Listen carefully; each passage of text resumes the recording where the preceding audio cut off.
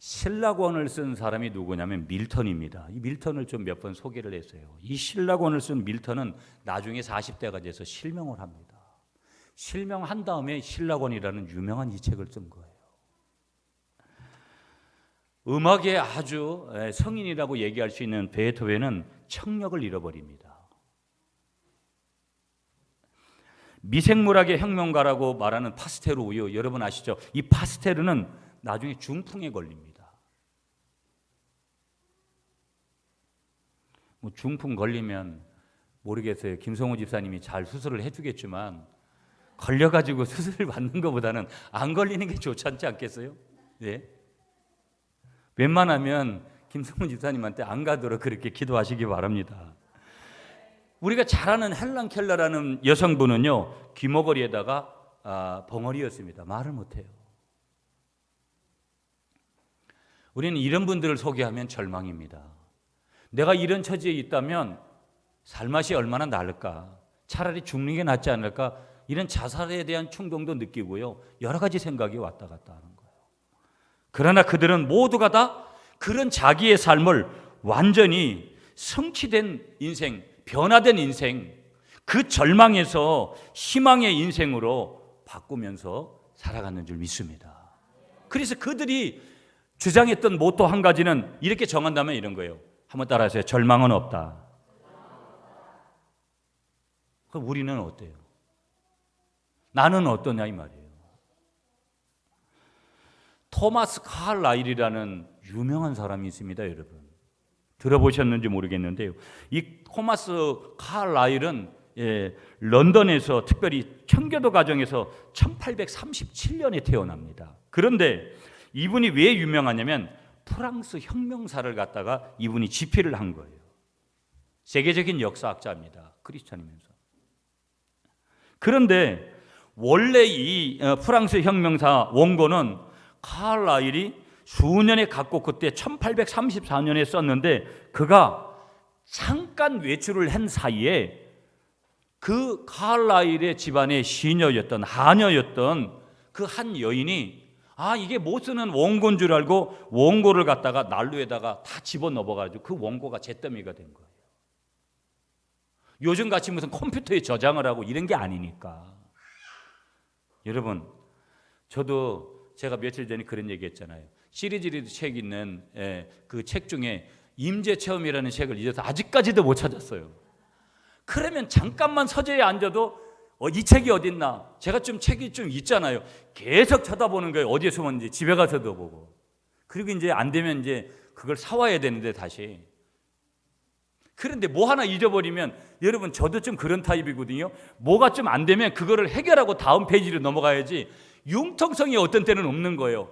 빨리 그거는 잊어버리고 다음 거 하고 거기 와서 해야 되잖아요. 그런데 우리는 그런 일이 있으면 찝찝하고 그 일을 해결해야 그 다음으로 넘어가거든요. 근데 웬만한 분들이 다 그래요.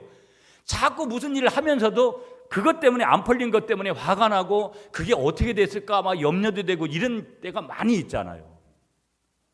저만 그런가 보죠? 다 있잖아요, 살다 보면 그럴 때가. 그런데 이분도 자기가 정말 위대한 업적을 그렇게 책으로 기록했는데 이걸 하녀가 갖다가 난로에다가 다 태워버렸으니까 얼마나 화도 나고 얼마나 그러겠어요. 그래서 이분이 며칠 동안 음식을 못 먹고 낙심을 하고 있었습니다. 그리고 이런 중에 문득 이 칼라일은 더 좋은 원고를 쓰라는 하나님의 뜻이라는 것을 깨닫고 다시 용기를 내서 집필 후에 불후의 명절을 내놓게 됩니다. 여러분, 그래서 저도 한편은 그렇게 생각하는 거예요. 아니 뭐 그 책 만 얼마니까 또 사오면 되니까. 이게 절판이 된 거라면 내가 너무 그걸 두고두고 막 그러겠는데 또 사오면 되는 책이니까 괜찮은 거예요.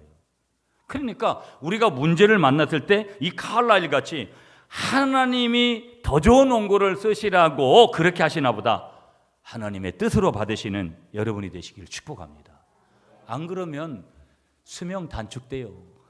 수명 단축된다고요. 안 되는 일은 하나님이 그렇게 하시는 분보다 믿으시는 여러분이 되시기를 간절히 축복하겠습니다. 그래서 불후의 명절을 쓴 거예요. 불후의 명절을.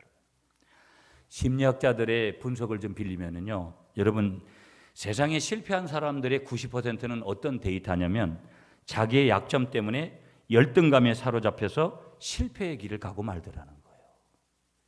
못 배운 것 때문에 자기의 약점들 다 있잖아요. 저에게도 약점이 있고 다 있거든요, 여러분. 어떻게 하나님은 공평하신 하나님이라 우리에게 강점도 있지만 약점도 우리에게 다 그렇게 하나님이 일부러 그렇게 만드신 거예요. 그런데 반대로 성공하는 사람들을 보니까, 분석을 해보니까 약점이 없는 사람이 아니라 약점을 극복하고 낙심을 극복하고 절망을 극복하고 그 절망을, 그 약점을, 그 낙심을 다 다른 좋은 것으로 바꿔오며 살았던 사람들이라는 거예요. 여러분을 낙심하게 하는 게 뭡니까? 저와 여러분들을 지금 낙심하게 하는 게 뭐냐라는 거예요. 돈이에요? 여러분이 낙심하게 하는 게 뭐예요? 자녀 문제입니까? 건강 문제예요? 직장 문제예요? 사업 문제예요? 문제일 수 있죠. 그러나 그 문제만을 끌어안고 사는 이상 절대 우리는 성공할 수 없는 거예요. 문제 없는 인생이 어디 있어요? 무덤 속에 가 있는 모든 분들은 문제가 있어서 간 거예요. 건강에 문제가 있어서 간 거예요. 이 세상에 어떤 것에도 문제 없는 분은 없어요.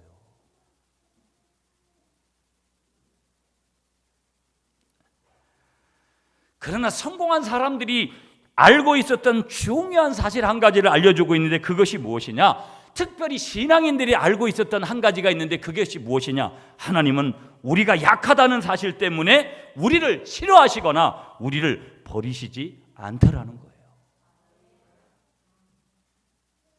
우리가 약점이 있어서 우리가 낙심하고 우리가 절망할 때 하나님이 버린다면 우리 인생은 끝이지요.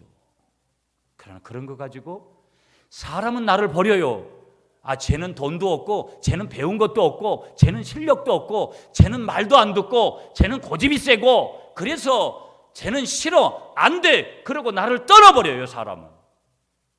그러나 하나님은 절대 나를 떠나시지 않는다라는 거예요. 아멘이십니까? 하나님은 도리어 약한 사람을 더 들어쓰시는 거예요. 하나님은 오늘 제목을 그래서 그렇게 잡은 거예요. 낙심으로 출발할 때 그 낙심을 희망으로 바꾸시는 분이신 줄 믿으시는 여러분이 되시기를 간절히 축복하겠습니다. 그래서 제가 오늘 설교 제목을 낙심을 희망으로 교환하기 이렇게 잡은 거예요. 성경으로 좀 가보면 욥기 9장 23절에 보니까 갑자기 재난이 닥쳐 죽을지라도 무지한 자의 절망도 그가 비웃으시로다. 갑자기 우리 속에 재난이 왔어요. 그래서 무지한 자가 죄도 안 지어졌는데 내가 절망이 왔어요. 그때 누가 비웃으시느냐? 주님께서 비웃으시는 거예요. 여기서 비웃는다라는 것은 인간의 비웃음이 아니에요. 무슨 얘기예요? 강한 긍정을 말씀하시는 거예요.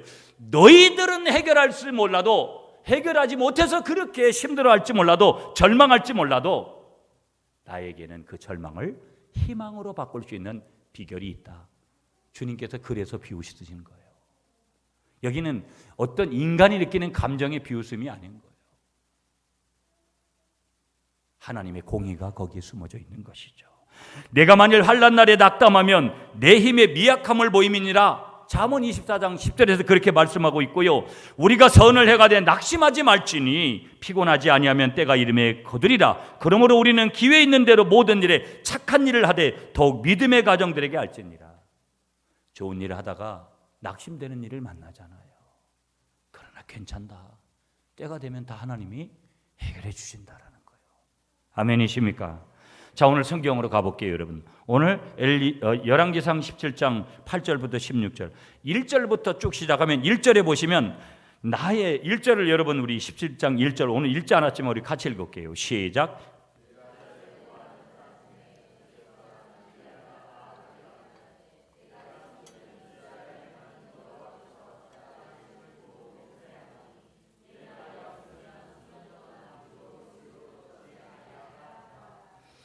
네, 지금 엘리야가 뭐라고 얘기하냐면 아합 왕 앞에 와가지고 수년 동안 비도 뭐도 안 내리냐면 이슬도 안 내리겠다고, 그리고 어떻게 보면 그냥 떠나가 버린 거예요. 그러니까 왕이 얼마나 기분이 나쁘겠어요. 선지자 하나가 떡 나타나가지고 수년 내에 비도 안 오고 이슬도 안 올 거라고 이런 얘기를, 여러분 누군가가 와가지고 여러분 우리 집에 와가지고 수년 동안 이 집안에 어떤 일이 일어날 거라고, 그것도 좋지 않은 일이 일어날 거라고 한번 얘기하고 누군가가 쓱 갔다고 생각해 보세요. 뒤를 쫓아가가지고 가만히 안 놔두든지 따지든지 여러 가지 안 하겠어요. 그래서 이 왕이 백성들에게 명령을 합니다. 그 선지자를 잡도록. 그래서 그때 이 엘리야가 어디로 숨어 들어가냐면, 성경에 오늘 보면 그리 시냇가에 숨어 들어가가지고 하나님이 거기 숨도록 하세요. 그리고 까마귀들이 물어다 주는 떡과 고기를, 아침에도 떡과 고기 먹고 저녁에도 떡과 고기를 먹으면서 마지막에는 그런 날들을 보내는데, 그 물은 어디 물을 먹냐면 바로 앞에 있는 그런 물을 먹는데, 거기 물이 있었던 곳이 다 시내가 말라버립니다. 그러던 어느 날 하나님은 엘리야를 어디로 보내시냐면 사르밧이라는 그런 곳, 옛날 개혁판은 사렙다라고 그렇게 해석이 되어 있는데 사르밧이라는 그런 곳으로 보냅니다. 누구를? 이 선지자를. 그런데 문제는 뭐냐면 하나님은 엘리야를 사르밧으로 보냈는데 엘리야는 뭐 어떤 생각을 했냐면, 선지자였지만은 하나님이 나를 그곳으로 보내니까 정말 내가 이렇게 혼자 그리 시냇가에 혼자 숨어서 아침에도 떡과 고기를 하나님이, 까마귀라는 것은 하나님이 보낸 적인데 하나님이 보낸 그런 것들을 통해서 내가 혼자 먹고 살다가, 여러분 사람은 혼자 있으면 외로운 거거든요. 그러니까 내가 사람 있는 그런 곳으로 가게 되어지니까 무언가 하나님께서 부유한 사람을 만나고 여호와 이래 하나님께서 나의 가는 길을 반드시 좋은 것으로 준비를 했을 것이다, 그런 기대를 하고 엘리야가 떠납니다. 그리고 사르밧에 어느 과부의 집에 당도를 하게 되어지는 거예요. 근데 당도를 해가지고 보니까 그들의 상황이 어떤 상황이었냐면요, 이 과부 한 사람과 아들 한 부자가 다시 말하면 아들하고 어머니하고 모자가 살고 있었는데, 문제는 뭐냐면 이들이 너무 가난해가지고 그들에게 남겨진 게 뭐냐면 가루 한 움큼하고 병에 기름 조금 남은 게 전부인 거예요. 이런 사람들을 만난 거예요. 신앙생활하다가 우리는 열심을 내는 사람들, 막 열심히 기도하고 내가 뭔가 교회에 열심을 했다고 하는 사람들이 항상 뭐냐면 하나님이 자기의 문제를 풀지 않을 때 이런 마음들을 많이 가져요. 또 어떤 경우들은 신앙생활은 똑바로 하지도 않았으면서도 어떤 때는 하나님 앞에 나오면서 우리는 굉장한 기대를 많이 가져오는데 그 기대치에 상응하는 어떤 대가를 하나님이 응답으로 주시지 않으면 엄청난 실망을 합니다. 사람을 만날 때도 이런 때가 있는 거예요. 이런 상황을 가지고 엘리야가 이렇게 얘기를 해요. 13절을 보세요. 여러분 13절 말씀 우리 같이 읽겠습니다. 13절 시작.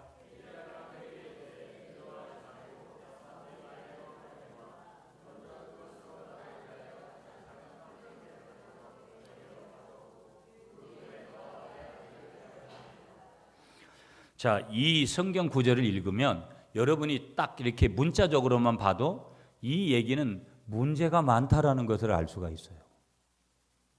적어도 성경을 한 번쯤 봤으면 이 성경이 정상적인 상황이 아니라는 것을 얼마든지 우리가 알 수 있는 거예요. 아니, 하나님의 선지자라는 것이, 여러분 한번 생각해 보세요. 어느 날 목사님이 우리 집에 와가지고 너무 가난하고 우리는 지금 막 사업이 망하고 예를 들어가지고 먹을 것도 아무것도 없어요. 차라리 교회에서 봉투락도 하나 준비해 와가지고 좀 별거 아니지만 생활하시는데 보태서 좀 쓰세요. 아니면 말이락도, 그런 거 없이도 말이락도 그렇게 해야 되는데, 목사님이 뭐라 그랬냐면 거기 남아있는 거 뭐 있냐고, 그거 나한테 내가 좀 먹고 갔으면 좋겠으니까 그거 나한테 좀 가져오라고, 이렇게 얘기한 격하고 똑같은 거예요. 이 얘기는 전혀 인간적으로 이렇게 받아들이면 하나님이 어떻게 이렇게 하실 수가 있나, 도저히 하나님과 하나님의 사람을, 선지자를 이해하려고 그렇게 드려도 이해할 수가 없는 거예요.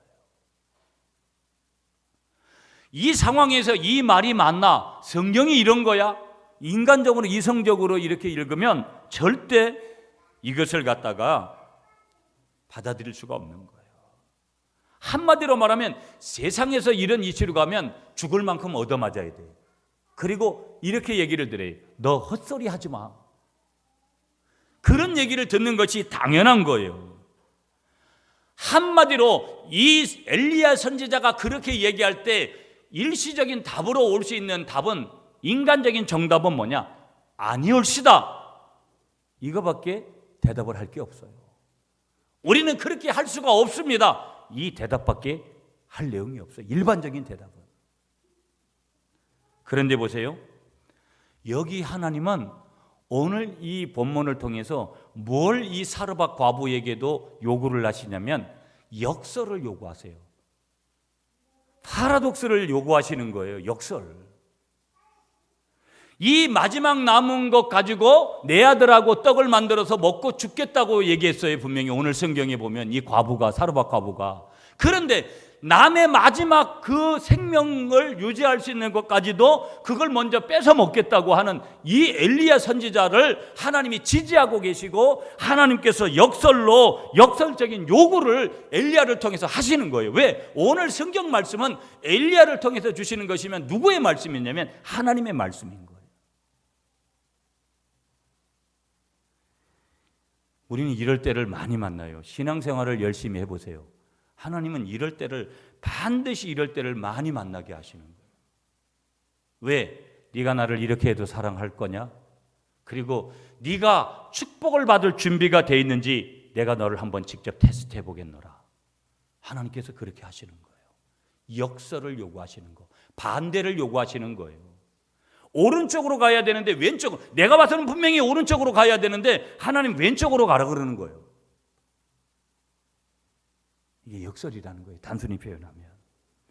그 역설의 표현이 한 단어가 뭐냐면, 보세요. 여러분 13절을 보세요. 성경에 가셔서 여기 13절이 뭐라 그래요? 엘리야가 그에게 이르되 두려워하지 말고 가서 내 말대로 하려니와. 그 다음 말씀이 중요해요. 먼저 그것으로 나를 위하여 작은 떡 한 개를 만들어. 여기서 아까 문제가 걸린다 그랬어요. 먼저라는 단어를 썼어요. 먼저라는 말이 굉장히 중요해요. 히브리어 단어로는 라손이라는 단어예요. 이 단어를 제가 찾아보니까 어떤 뜻이냐면 첫째의, 그 다음에 두 번째는 최초의, 이전의. 의미는 여러분 여러 가지가 있어요. 그러나 그 말은 무슨 얘기냐면 먼저 드리라는 거예요. 한마디로 말해서. 이 라손이라는 히브리어 단어가, 여러분 환경을 보세요. 지금 계속되면 걔는 가뭄이 있습니다. 상과들이 타들어갑니다. 물 한 방울 얻을 수가 없습니다. 산천도 인심도 메마른 때입니다. 이들에게, 이 과부와 아들에게는 마지막 밥 한 그릇만 남아 있습니다. 이 밥 한 그릇이라도 먹고 나는 죽어야 되겠다, 우리 아들하고. 이 어머니는 그런 생각을 가지고 있습니다. 그런데 한 움큼 가루를 가져오라고 요청하시는 것은 상식을 벗어난 일이라고 생각할 수 있습니다. 남의 목숨을 끊자는 잔인한 행동입니다. 예수 믿는 사람으로서 이렇게 행동을 할 수가 없는 것입니다. 그런데 이 먼저라는 역설을 요구하시는 거예요. 인간적으로는 엘리야가 과부에게, 사르밧 과부에게 요구합니다. 영적으로는 하나님이 누구에게 요구하시느냐? 이 사르밧 과부에게. 영적으로는 하나님이 누구에게 요구하시느냐? 이 말씀을 듣고 있는 저와 여러분들에게 요구하시는 줄 믿습니다. 굉장히 중요한 내용이에요. 이때 어떻게 하실래요?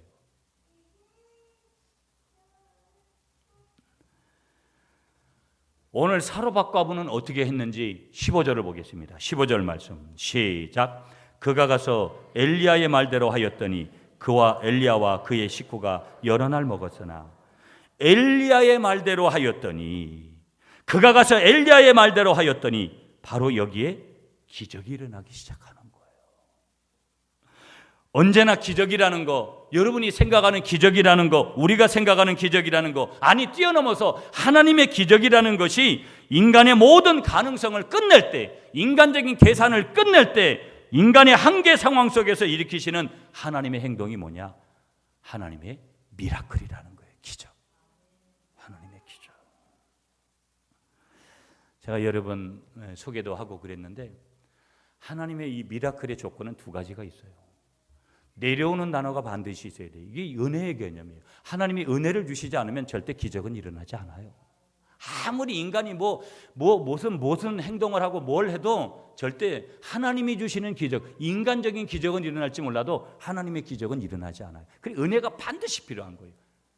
카리스라는 헬라어에 헨이라는 헤세드라는 에메트라는 이 히브리어 단어에 은혜라는 것이 반드시 내려오는 개념이 있어야 돼요. 그러면 내려오는 개념만 있으면 되냐? 이건 하나님이 하실 일이에요. 내려오는 단어는 하나님 반드시 은혜를 주셔야 돼요. 우리에게 어떤 기적을 일으키기 위해서는 그것이 물질이든 사업이든 건강이든 어떤 것이든.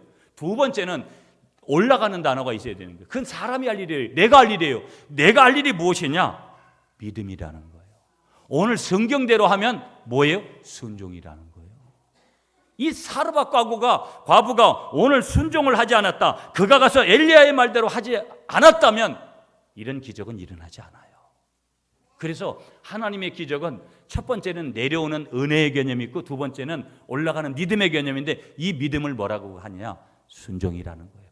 내려오는 하나님의 은혜와 올라가는 믿음, 하나님 앞에 올려드리는 이 순종이 교차하는 이 지점, 여기에서 영적인 스파크가 일어나는데 이걸 뭐라 그러냐? 기적이라고 얘기하는 거예요. 기적. 왜 나는 기적을 잘 못 볼까? 하나님의 은혜를 안 주셔서 그런다고 생각을 많은 사람들이 해요. 자기가 할 도리를 안 하는 사람이 99.9%입니다. 자기가 할 도리를 안 하는 이상 자기에게는 절대 기적이 일어나지 않아요. 하나님은 동일하게 은혜를 주십니다. 아멘이십니까? 나는 엊그제 예수 믿었기 때문에 기적을 더 있다 주시고 그런 거 없어요. 나의 문제라 이 말이에요. 아멘이시죠? 하나님의 말씀을 먼저 생각했던 이 여인에게 행하신 하나님의 행동을 보면 결론이 뭐예요? 15절 16절이에요. 자, 15절 읽었으니까 16절 시작. 여호와께서 엘리야를 통하여 하신 말씀같이 통의 가루가 떨어지지 아니하고 병의 기름이 없어지지 아니하니라. 기적은 항상 역설에서 오는 것이죠. 결론이 이렇게 났어요. 결론에 이런 결과가 오는 거예요. 여기 여러 날은 횟수로 말하면 3년이 지난 거예요. 그러니까 하나님은 뭘 원하시냐면 하나님은 먼저의 것을 원하시는 거예요. 하나님, 내게 이런 걸 주면, 하나님 내가 있죠, 이렇게 물질을 좀 벌게 하면 교회를 위해서도 열심히 이렇게 하고 헌금도 이만큼 많이 할게요. 그런 사람 헌금 안 해요. 그렇게 하나님이 줘도 절대 안 합니다. 누가 하는 줄 아세요? 정말 어렵게 살면서도 힘들게 살면서도 저분이 헌금할 수 있는 게 저게 맞나 싶은 그런 환경 속에서도 과부의 오늘 한 움큼의 가루와 병에 조금 남아있었던 그 자기들이 마지막 한 번 먹고 죽으려고 했던 그 몫을 드리는 이 사르밧 과부의 그 드림을 통해서 기적을 일으키는 것처럼 우리가 먼저 행하는 것을 하나님이 보시는 거예요. 우리는 항상 그러잖아요. 하나님이 먼저 해달라고, 하나님이 먼저 해달라고, 하나님이 먼저 나에게 그런 거 여건 주면 내가 그 다음에 따라가지고 내가 반응하겠다고. 그런 사람은 절대 영적인 반응 안 해요. 인간적으로 반응하죠.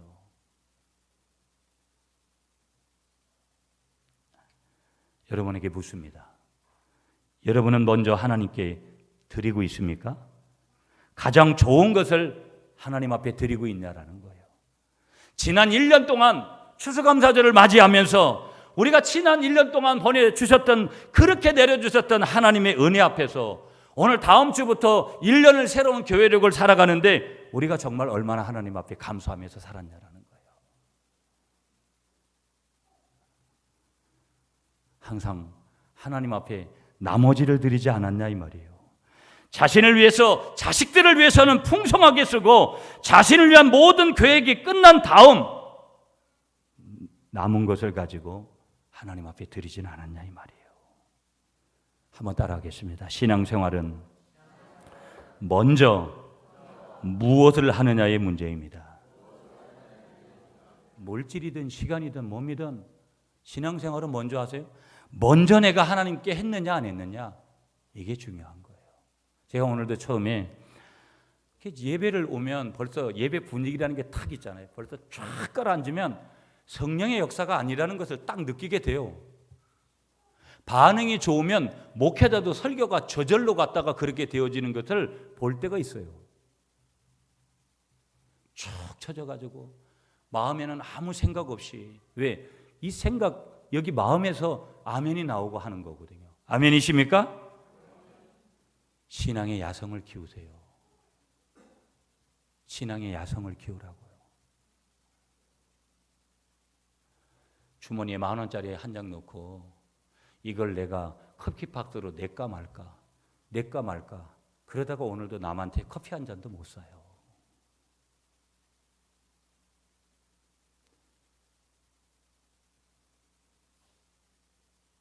여러분, 다른 사람 만날 때마다 먼저 밥을 사시는 여러분이 되세요.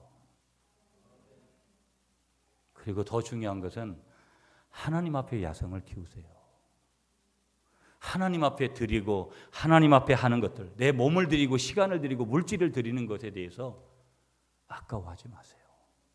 아까우면 드리지 마세요. 그런 마음이 왔으면 드리지 말라고요.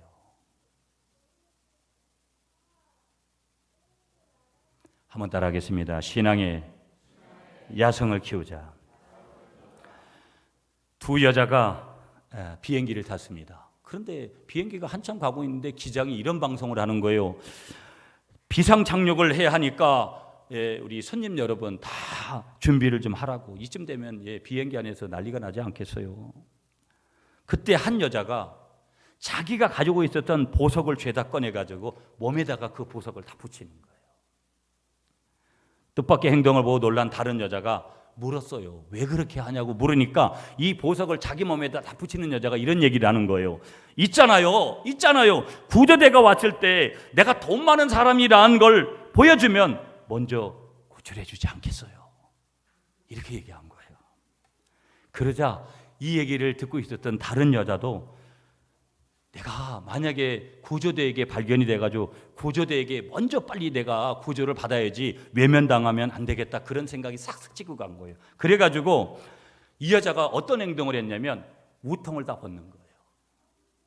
그 다음에 여러분 죄송해요. 참, 이 예화를 하면서도 제가 이런 예화를 해야 되는 건가 좀 망설였어요. 그 다음에 브라자를 벗기 시작했어요. 이거는 정확한 표현은 브래지어라고 그러더라고요.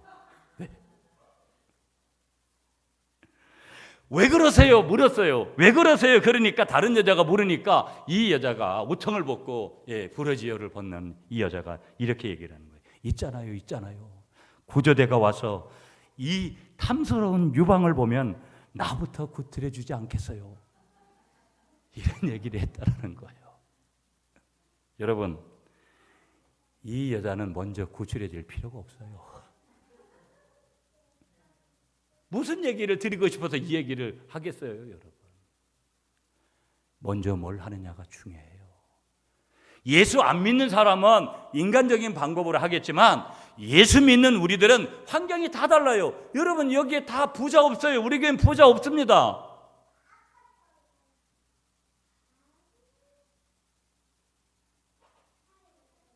여러분이 항상 하나님 앞에 먼저 여러분의 몸도, 여러분의 시간도, 여러분의 물질도 하나님 앞에 먼저. 여건에 상관없는 거예요. 어떤 분은 여건이 좀 나아요. 어떤 분은 여건이 한편없어요. 다 아세요. 모두의 여건을 하나님이 다 아신다니까요. 있는 그대로 해서 내가 먼저 뭘 하느냐를 하나님이 보시는 것이지 없는 것까지 뺏어가겠다라는 게 아니에요. 그 뺏어가는 하나님을 우리가 왜 믿어요? 메시지가 들려와야 돼요, 여러분.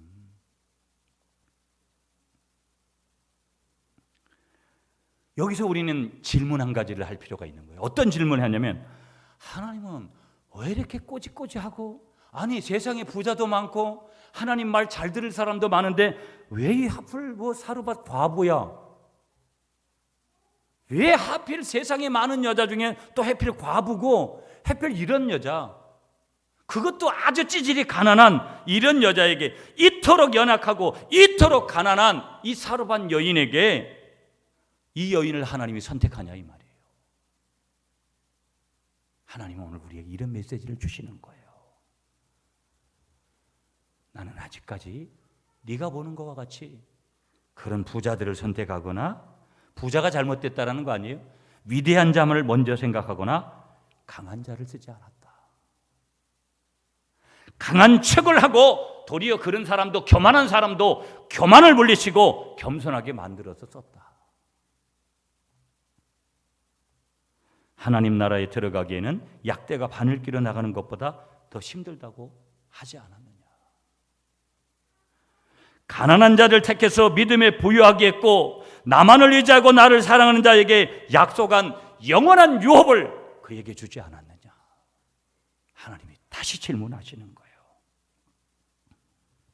그러면서 하나님은 우리에게 이런 거 깨달음을 주시는 거예요. 기독교는, 예수 믿는 기독교는 잘난 사람의 위대함을 드러내는 그런 종교가 아니라 못나고 가난하고 병들고 연약한 사람들이 하나님의 위대함을 드러내는 것이다.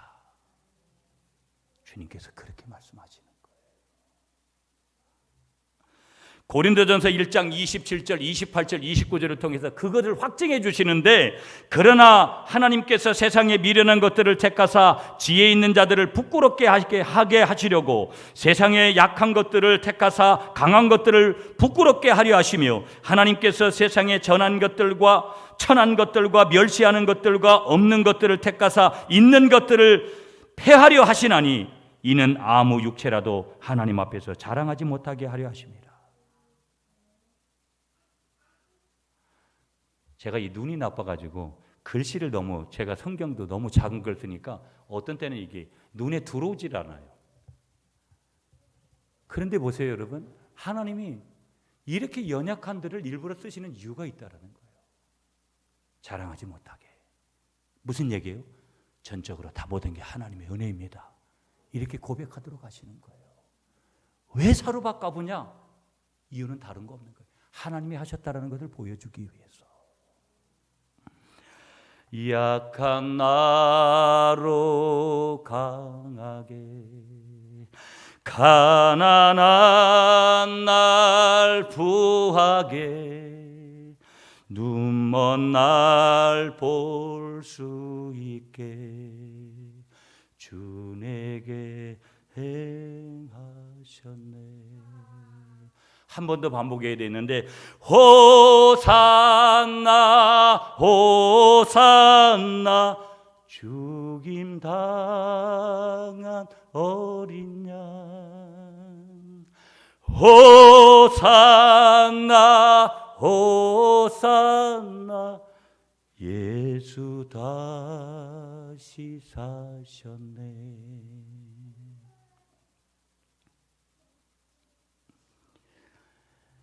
내가 절망 가운데 있고 내가 낙심 가운데 있기를 하나님이 원하시지 않아요. 여러분, 저도 많은 생각을 해요.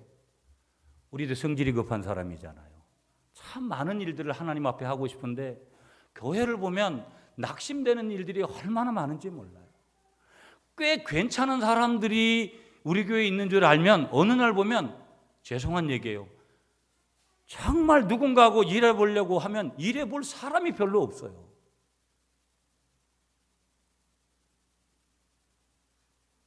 오늘도 몇몇 분들은 저분들이 왜 오늘 교회를 안 왔지? 이렇게 설교를 하고 있어도 교인들이 여기 앞에 앉아 있는 것만 해도 저는 감사한 거예요.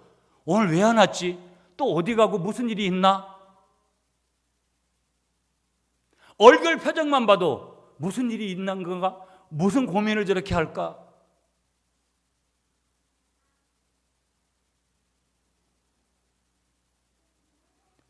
이런 부족한 우리를 하나님이 쓰십니다, 여러분. 아멘이시죠? 아멘이시죠? 그러므로 오늘 하나님께서는 희생의 터 위에, 누군가의 희생의 터 위에, 교회도 마찬가지고 사회도 마찬가지고 누군가의 터 위에, 이 여인의 희생이 없었다면 이런 기적은 일어나지 않아요.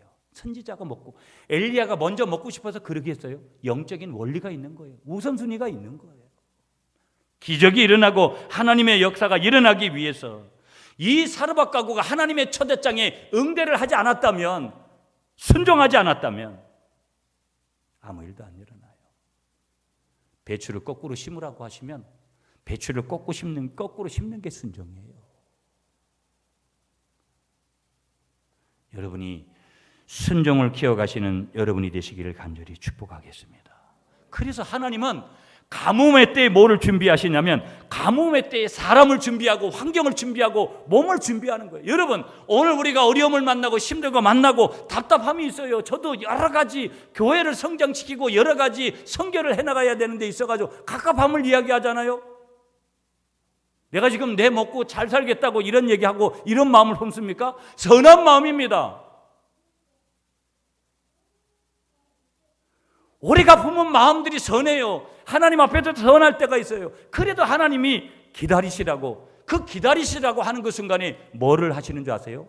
하나님은 나에게 축복을 준비하시는 줄 믿습니다. 이걸 바라보시라는 거예요. 아멘이십니까? 아멘이십니까? 많은 사람들이 안 된다라는 거예요. 여러분, IS의 테러 공포, 여러분 비가 안 와가지고 난리였는데 지금은 또 비가 너무 와가지고 난린 거예요.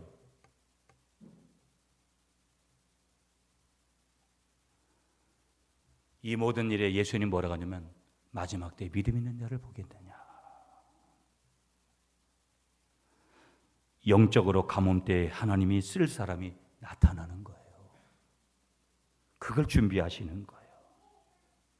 여러분이 하나님 손에 준비되는 사람이 되시기 바랍니다. 여러분, 누가 뭐래도 이 구미 갈릴리 교회가 하나님 산에 올려지고 하나님 손에 쓰임받기를 축복합니다. 이 예화를 드리면서 말씀을 정리하겠습니다. 여러분, 유명한 강철왕이었던 카네기가 사무실 한가운데 벽에 낡은 커다란 그림 하나를 붙여놓고 일평생 그 그림을 거기다 보관했다라는 거예요.